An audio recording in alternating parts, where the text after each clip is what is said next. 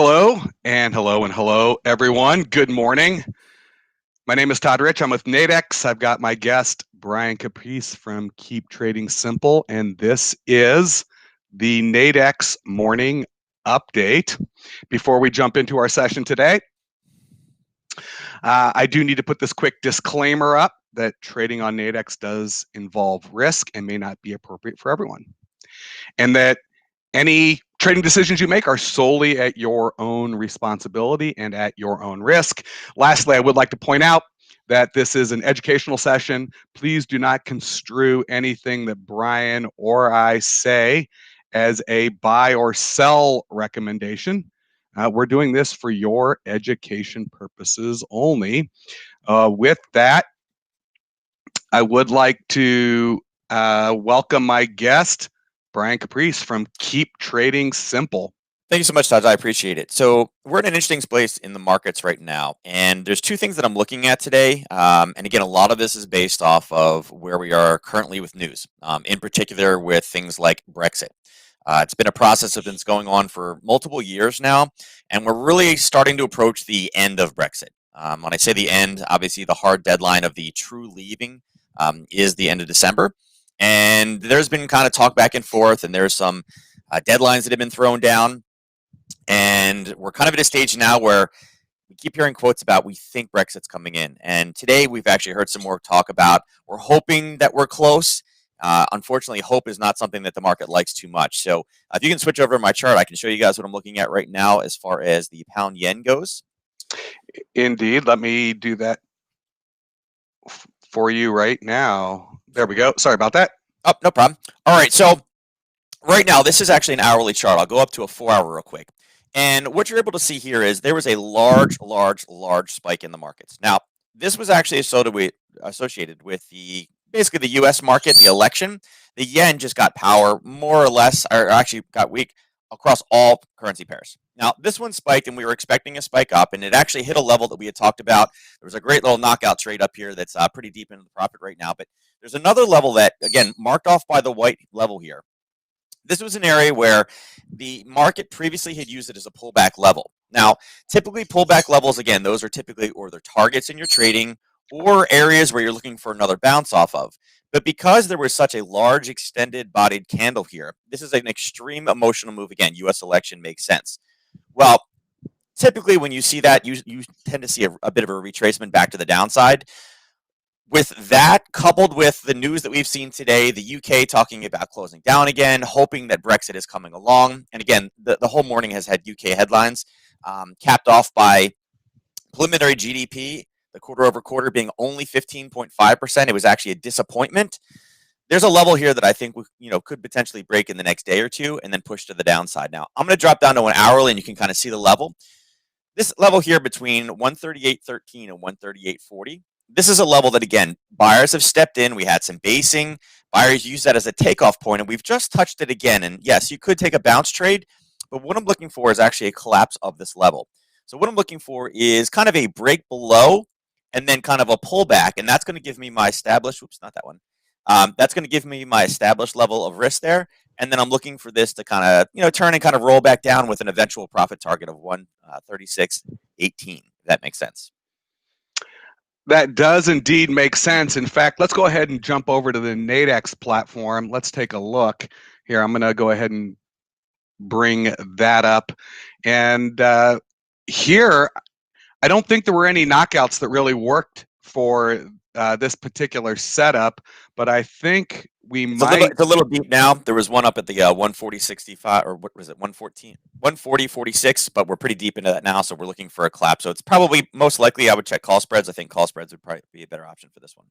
Yeah, I would actually agree. And we've got this call spread. We've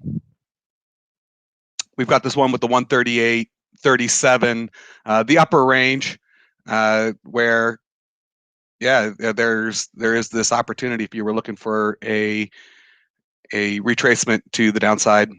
There's a play here where at some point you could potentially consider shorting this one, knowing that you're And that's Losses really are limited, and you've got some upside potential if this were to break out to the downside again. Yeah, and that's the top side. It's 138.13 to 138.40 is what I have. So 138.37 puts it right at the top range of that call spread. Yep. Excellent. Well, that's one thing that people could be looking at today. I know the equities markets are pretty flat overnight, even though jobless claims came in a little better than expected, but are still high. Um, Maybe we should look someplace else. You want to take a look at a commodity Yeah, and for in our regards to screening? unemployment claims, that's something that, again, it's a little bit of a mixed review right now. With CPI coming in flat, gold traders are probably not going to necessarily be happy. But unemployment is something I think everybody should watch. We'll touch on it again next week. With states and things like that starting to close back down, that's going to be a hot button in the upcoming weeks. One thing I did look at this morning, again, for those of you that are in the know with oil, you know that we have our oil inventory report today. Oil has been one of those things that has really been all over the place. And I think oil is something important to watch right now. Last week, if you looked at oil, I was going to pull it up real fast. Oil had an absolutely huge miss. The projection last week was 0.3 surplus. It came in at minus 8 million barrels. So it was a huge number, huge miss. They tend not to miss huge, a couple of releases in a row. So I do think that they will be closer this week. But looking on a small time frame, again, when I say small, I mean 15 minutes on this one, you can see that we have a level up here that, again, we had a nice base, we pushed down, we went back up and tested it. Sellers stepped in to push it down. And then once again, it came back up to that level again and kind of confirmed that, hey, listen, there's some sellers in this level of basing that pushed it lower. So this is one of those ones that not only is it a technical based trade, but it is also coinciding with a news release. You guys know, if you ever watch one of my broadcasts, you know I'm a big supply and demand type person. I'm looking for areas where I've seen buyers and sellers, but I always like to get a little bit fancy for people. And one of the things that I noticed on this one is if I actually draw fibs on this one, and again, I know you draw fibs more than I do, you can see that where my level is here, and let me change this real quick to a different color. That's let me see if I can get something a little bit dark. We'll go with purple, right? You can see that my level is actually sandwiched in between a 38 and a 50% retracement level on Fibonacci. Typically, when we kind of have both those things matching up, those tend to be pretty good levels as well. Oh, that is interesting. So you're looking at some resistance up in that Yeah, probably a 41. short area. Again, coinciding with when the news comes out today at 11 o'clock. So definitely something that someone would want to take a look at. Here, let's take a quick look over at the Nadex platform. Let me flip this over here. And here, let's see some levels that we've got. So you're looking at up at 4180, 42 level. So right in here, looking at some type of resistance. We do have this knockout that's got the 43 ceiling. And in fact, let's take a look. I'm going to try to draw these Fibonacci's on here myself, so we can also see them on the Nadex platform. Here it's easy as 1, 2, and 3. Yeah, right. We are seeing it. So, depending upon what goes on in this 42 level, there might be an opportunity to potentially, if it were to get up into here, it might be an idea to short it, looking for it to retrace back down in here. Some of these levels get kind of interesting, particularly on Fibonacci. I mean, looks like there's the 38.2%, down here at 39.5. There could be an opportunity to potentially short that and make Yeah, some and I money if it actually were to I come actually down. do have a target down in that 39.40 range as kind of like a longer term target to the downside. Here, let's And show that over there. yep, Here, there you yeah. go. Yeah, you guys can see it. And this is a level again, large emotional response, news based, push back down. It based, kind of tried to get away and needed some help. It came back down. It found buyers again, and pushed. So that's an area where I may not necessarily take a long, but again, for short targets, again, make sure you get your at least your 1 to 3 to the downside. But again, overall, I think that if price comes down to 39.40, I wouldn't necessarily be surprised. And one other thing too that people can see, it's a little bit early now because it's a 11 o'clock release.